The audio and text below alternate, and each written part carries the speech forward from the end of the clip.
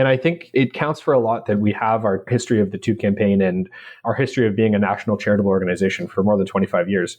A lot of Canadians, you'd be surprised by how many people would say, when I speak to them on the phone or if I meet them, they say, oh, I've got a toque like that. It's in my closet, like when my kid brought it home from school, or I bought one on the subway in Toronto or something like that. We have that past of connection with Canadians in association with homelessness prevention and advocacy. And that counts for a lot. And it means that we have opportunities to advance our development portfolio, which is fantastic. Welcome to another episode of Sink or Swim, brought to you by RentSync. From operational challenges to marketing mastery, we uncover the strategies and technologies and all things prop tech. So let's dive in as we explore the trends, tactics, and insights that define the future of multifamily investments. Sink or Swim starts now. Hey everyone, and welcome to another episode of Sink or Swim, the podcast where we navigate the currents of the rental housing industry. I'm your host, Giacomo Lattis, and joining me today is Adrian Dingle, Director of Housing Development at Raising the Roof. Adrian, thank you so much for joining me today. I'm really happy to have you on.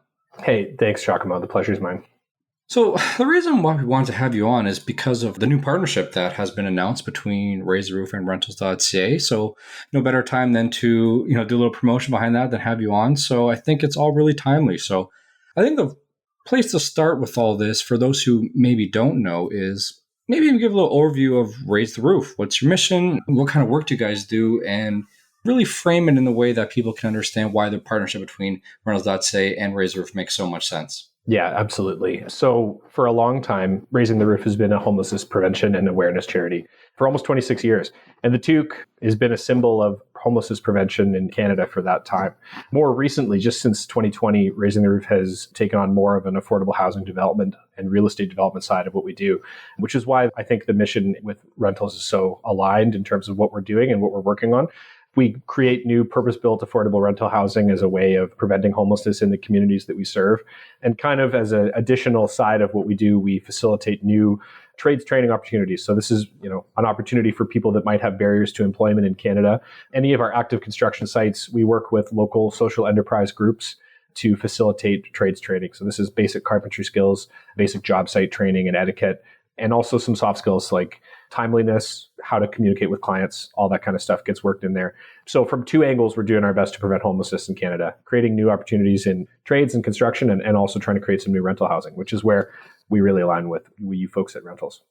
Yeah, and I think anecdotally as well, like once this partnership started to the rumblings began, I think that was something that really grabbed my attention, was that it's not just supplying housing, it's actually helping people empower themselves in order to make really meaningful changes in their lives. And I think that's kind of how you tackle something like this, right? You really have to help the people and help them almost find a way that they can maybe find the best way possible moving forward to express themselves and find a career path that helps them. So I think that's just something that really ties it all together. And what we try to do at Rentals.ca is that, we want to be more than just an online marketplace. We want to really be able to connect with people who use our site. And I think it's just a perfect opportunity for us to kind of combine our best traits in this partnership. No, absolutely. And it's a fantastic opportunity for us. We're very keen. I think, there's honestly potential for us to work together in terms of lease up and software and stuff like that in the future. For now, the partnership of being able to show our toques on your website and talk about Raising the Roof's commitment to homelessness prevention is crucial. And it represents, a significant commitment on the side of Rentals that you guys are interested in supporting an organization like us. So very much appreciative of it. Yeah, absolutely. And maybe to get our listeners to understand, why we're so keen on it, can you maybe share some achievements or milestones or some highlights that you've seen over the years that really just shows like all the hard work that you guys have put into place and how it's come into fruition to really affect some people? Yeah, big time. So we've had a very interesting journey, and it started with the idea of the Reside program, which was just a philosophy in 2020 and resulted in the purchase of an old church property in Caledon that we renovated, and it impacted a ton of people who were going through the trades training program at Building Up, which is our local Toronto and GTA area social enterprise partner. They had a ton of trainees come out and contribute to the work there. And now that property is long-term, affordable, with supports, housing specifically for people with developmental disabilities. being able to see and visit the people in that space and see them benefiting from the opportunity to have customized care in the place that they live, and also seeing the outcomes for the trainees was what really spurred the growth of the program over the past 3 or 4 years. Since that initial inception in early 2020, Raising the Roof has grown dramatically. We now have more of a multifamily angle to what we do in terms of the projects and the properties that we take on. We can have an impact at any point in the development cycle and across a lot of different property profiles, from purchasing single family homes, adding density whenever possible, taking advantage of the new R1 zonings to give us up to 3 units as of right on those properties, all the way up to 100 unit, 150 plus unit new construction developments that we can facilitate in order to create new affordable housing, and even mixed use developments in some of the communities that we serve. So to that effect, we have our own equity investment projects. We have those projects that we manage as a development manager for clients. And combined, we have, almost 300 units of new affordable housing, purpose-built rental coming to the market in Ontario. And now we're expanding into Manitoba, particularly into Winnipeg. We've had tremendous uptake from our partners at municipalities, at the federal level, at the provincial level, as well as generous donors and industry partners like Rentals that have helped propel us into this terrific pathway of growth. I'd say, things are going really well, and that we're being able to have more of an impact than we ever have before in terms of a homelessness prevention angle. And we're doing our best to kind of keep up with the growth in a way that's sustainable for the organization. So I think that the next part of our organization's path is going to be finding ways to grow sustainably, being able to take on projects even faster, and trying to find that unified funding that's necessary for new affordable housing projects to proceed at the pace of development rather than being held up by the capital needs of the projects. Yeah, and I was going to ask you a little bit about that, but you kind of answered it there. It sounds like the organization really does seem to have the backing of those municipalities and different levels of government, right? So it seems like everyone kind of seems to be behind this initiative, in so much as now that you guys are expanding out of province, really, right? And we're going into areas like Winnipeg. So it seems like that there is some pretty solid backing behind it all as well, clearly showing that people are really connecting to what you guys are doing. Yeah, and I think it comes down to a couple of things. One is our track record of proven housing development expertise. And I think it counts for a lot that we have our history of the Toque campaign and our history of being a national charitable organization for more than 25 years. A lot of Canadians, you'd be surprised by how many people would say, when I speak to them on the phone or if I meet them, they say, oh, I've got a toque like that. It's in my closet, like when my kid brought it home from school, or I bought one on the subway in Toronto or something like that. We have that past of connection with Canadians and association with homelessness prevention and advocacy. And that counts for a lot. And it means that we have opportunities to advance our development portfolio, which is fantastic. Mm-hmm. Is that kind of what your role is in it? As it seems like director of housing development could be a lot of things, but maybe kind of, I'm just genuinely curious. Like, so what is your role then in this? Is it crowdfunding? Is it really like getting the right people in the right place? What's kind of involved in your day to day, and also, holistically, what you guys look for throughout the year? So before I worked with Raising the Roof, I was a boutique condominium developer. I was developing apartment-style condos, predominantly luxury, in secondary communities and tertiary communities north of Toronto, mostly Muskokas, Barrie, Simcoe County, that kind of area. And now this opportunity with Raising the Roof kind of takes that skill set of residential developer and applies it to a more social purpose lens, which has been personally fulfilling and also great for the organization to be able to work with private market experience like myself and some of the people on our team, but applying that to new affordable housing developments where it's typically nonprofit led and lots of different nonprofit partnerships. My day-to-day and my work is really, I think of the role of developer as that is somebody who can solve problems. You have to find new opportunities, and you have to see what the problems are, and you have to make sure that they're solvable. And then when something comes up unexpected, you have to be ready to take it on and work with it. So distilling that to actual practical use, finding new properties, finding new relationships with municipalities that are interested in working together to develop new affordable housing assets, finding the funding necessary in order to do that, and then taking projects through the development cycle in terms of creating new development concepts, designs, financial management, and all of the budgets that go behind the work that we do, and ensuring feasibility and bringing things through as a project manager. We have a skilled development management team on staff, and we also, beyond the equity ownership projects that we do, we also manage projects on behalf of other nonprofit clients. It's typically nonprofit groups that might not necessarily have the expertise or the capacity on their staff and board team, but they might have property or funding in order to create new affordable housing units and manage them after the fact. And that's been a great niche for us to find projects that we can activate and move forward that maybe would have been dormant previously. Yeah, Adrian, I find it really interesting that, how that aligns with your background, because A lot of the challenges that I think I find at doing what I do is because Rentals.ca, we produce a lot of reports where we kind of dictate what rents are going for across the country and provinces, municipalities, stuff like that. They're fantastic. I use them on a daily basis to check in on different projects and properties. So those are awesome. Yeah, thank you for that. I appreciate that. But what we get a lot from the feedback is, obviously renters are not always happy with the price of rent. And it seems like sometimes that they take that and they almost look towards landlords or developers as being almost on the other side of the coin where, it's prospecting renters who want the cheapest rents possible. And then you have landlords and developers who are sitting on top of the mountain looking down on them. But really, I think what's happening now is that we're realizing that everyone's kind of in this together, and that to get out of the housing crisis we're in now and to sustain more affordability, we all kind of want the same thing, right? Developers and landlords want to be able to produce affordable homes at something that's economically feasible and then offer those cheaper housing options for renters as well. So I just think that having you being in that industry coming into this, I think that's just a really good thing to see. And for listeners to understand as well, I think it's just a perfect fit. And I'm really excited to see that that's kind of what brought you into this role. Yeah, you got it. I think of the development industry as a conduit. Like, it represents the impacts of policy and monetary and economic conditions in the communities that people develop in. It's great when you can find real estate developers in the private market who are committed to affordability and social impact. That's a rare thing, but it's great when it happens. We're obligated as a charity in order to do that work. So it's a slightly different lens for us.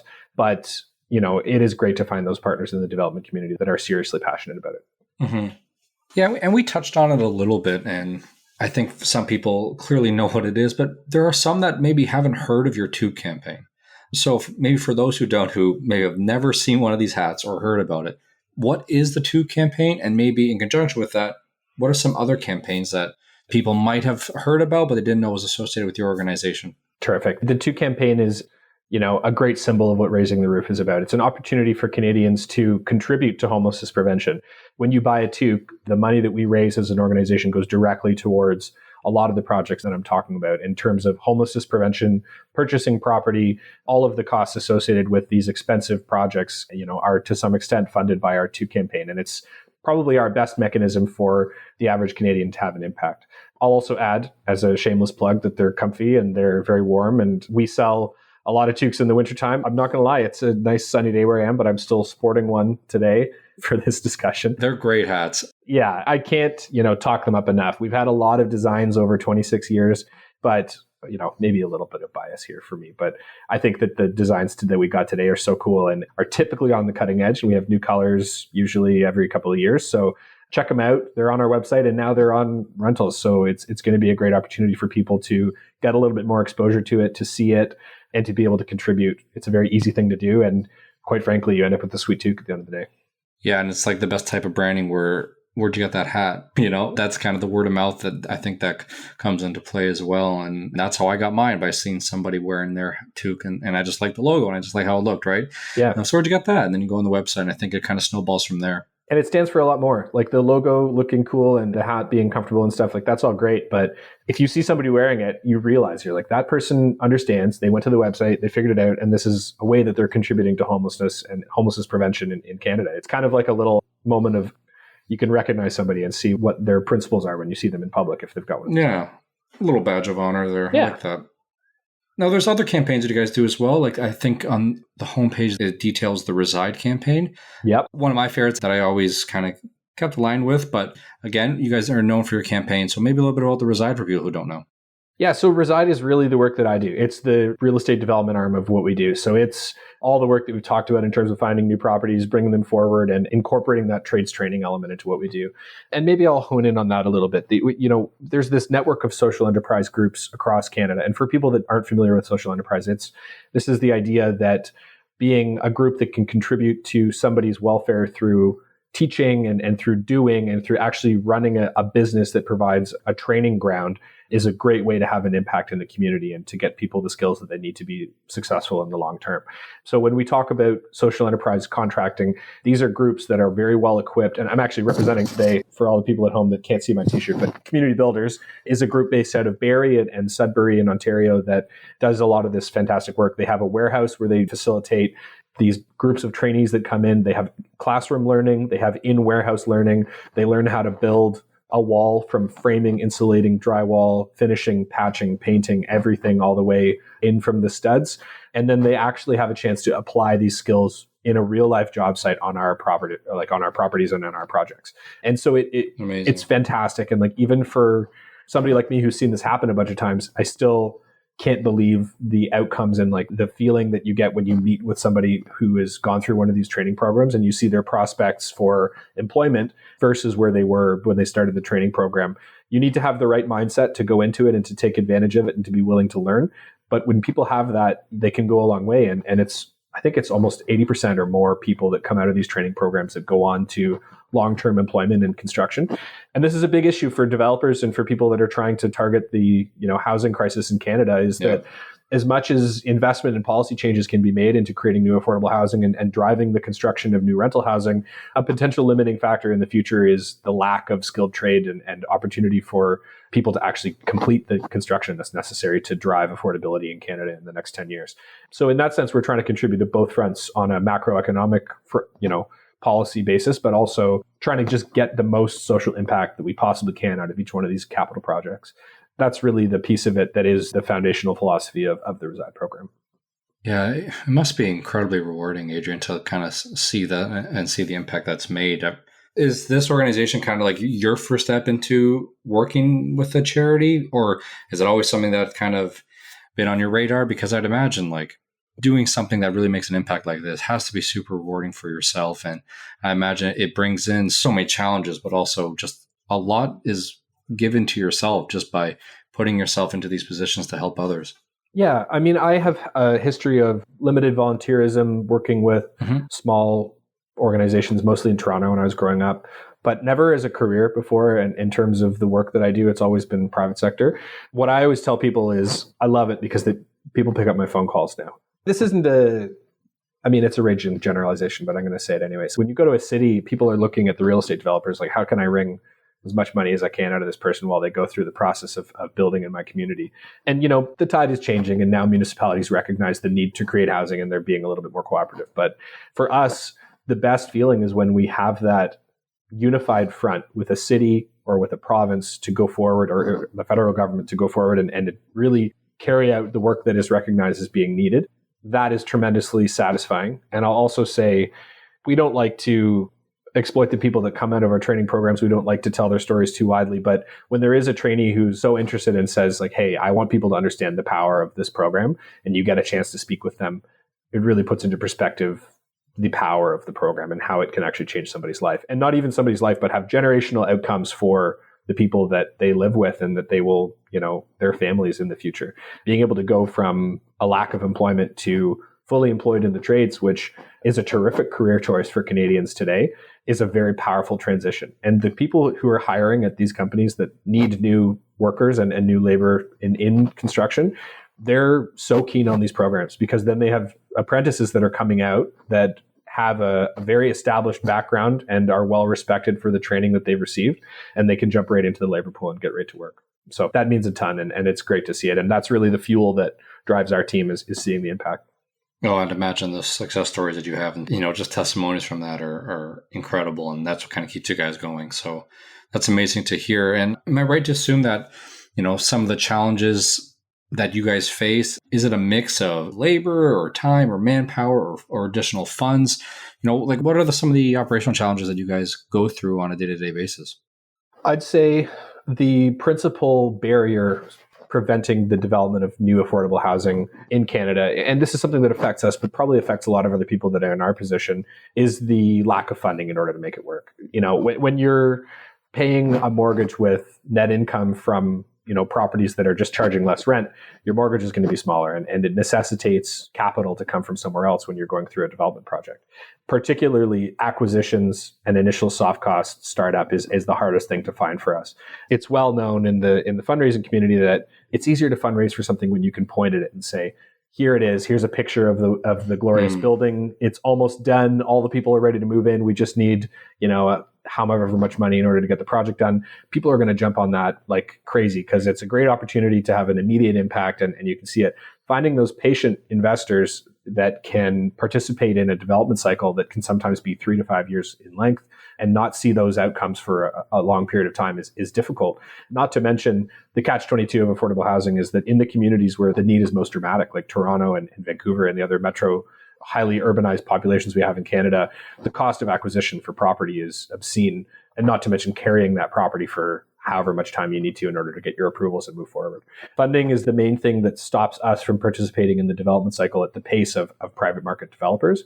But at the same time, it's not bleak. There are lots of interesting organizations that are providing lending at competitive rates for organizations like us that are going above and beyond, what is expected from a policy point of view for new affordability and energy efficiency and accessibility and all that stuff.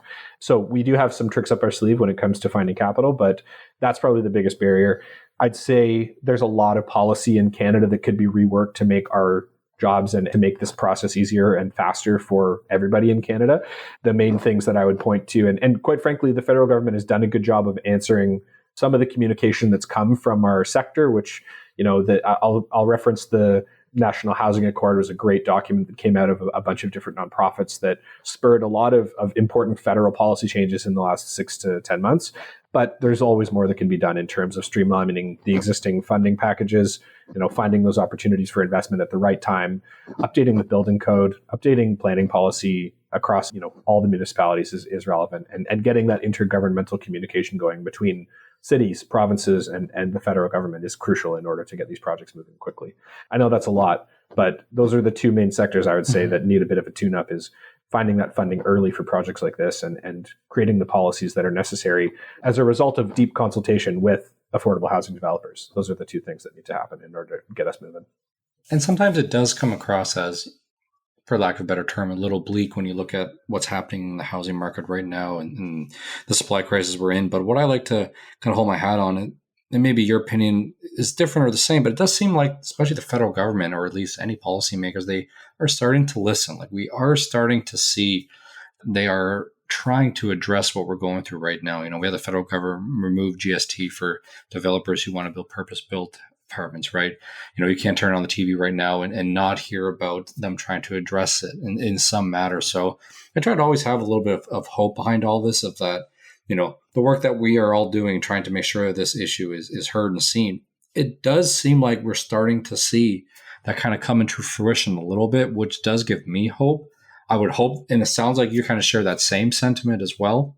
You got to have hope. Otherwise, it's too bleak out there. So it's really important. And I think the most recent federal budget was very interesting from a perspective of a real estate developer and those who are concerned about housing in our communities. A lot of those changes aren't going to come into effect for 12 or 18 months, but still great policy updates and some interesting funding packages that are more targeted to the kind of work that we do. I do think that it represents a change in direction for the federal government, when in the past, the Trudeau government was saying things like, housing is not the concern of the federal level. It is the province and the cities that need to figure that out. I think, I'm hopeful that some of the recent policy and funding updates are reflective of a change of position there, recognizing that regardless of whose jurisdictional right it is and responsibility, do you really want to be the leader of a country that is in such a desperate crisis? I think that is, I hope, the nature of the thinking that they're doing when they're creating their budgets. Yeah, I couldn't agree more. And maybe to kind of keep the momentum going then, so how can individuals or businesses or communities or the everyday person kind of get involved with any of the programs that you guys are doing? Especially seems like the Toque campaign that's always seems to be on the forefront of things. But how can people get involved? How do people see what you guys are doing and ultimately make that purchase and kind of form a connection with you guys? Two answers for you. An easy one, yes, buy a Toque. It's a great way to support us financially and to see if you're keen on our projects, if you like what we've been talking about today and you want to see us go further, that's a really easy way to make a contribution. And then at the same time, you get to show it off and look great next time it's snowing outside. And also, I think more powerful than any of the work that we can do here as an organization, in addition to the homelessness prevention, the direct work that we do through the Reside program, Raising the Roof is still an advocacy organization and a research organization. And really, in order to have the impact that's necessary to change the state of housing in our communities and in Canada, it needs to change the mindset of the individual in Canada in order to be able to find, support for the policies that we need to see put in place in order to find the support for the people that need to be elected in order to do this work. People need to become concerned about the issues in our communities like homelessness and doing a bit of research, checking out our website, seeing what might affect your community, and seeing how you can get involved from just when you vote is a very easy thing to do. Finding those parties at all levels of municipal politics, provincial politics, and federal politics that are going to support new housing delivery and the appropriate policies is a great way to start. And just being concerned and generally having compassion for the people in your communities that might be experiencing homelessness is something else. Whenever safe, have an opportunity to talk to somebody that's down on their luck. Share if you can, hear about their experience. It goes a really long way for people that are having a hard time. Absolutely. Those small acts of kindness, they always seem to have a ripple effect in some way. So I really appreciate that. And we will make sure to link everything in our show notes so people can be one click away from seeing everything that you guys do. And I know from the Rentals.ca side, it's really easy to partner with a company that has great people, but it's even easier when they're making huge differences in the communities that we all live in. So we're really excited for this, and we're really excited that you had the opportunity to come on and say some of the great things that you guys are doing. So I really appreciate your time, Adrian, and I look forward to seeing how this partnership goes throughout the future, because we like this to be a long-term relationship, and I think it's going to do a lot of good for people. Absolutely. Thank you for having me today, and always happy to talk more about the progress in the future. You got it. We'll love to have you on again. So everybody, thank you all for listening. Make sure you rate and review the podcast wherever you listen. Until next time. Thank you for tuning in to another episode of Sink or Swim, brought to you by RentSync. If you enjoyed today's show, make sure to visit www.rentsync.com/podcast for detailed show notes, key takeaways, and more. Thanks for listening. Brought to you by RentSync.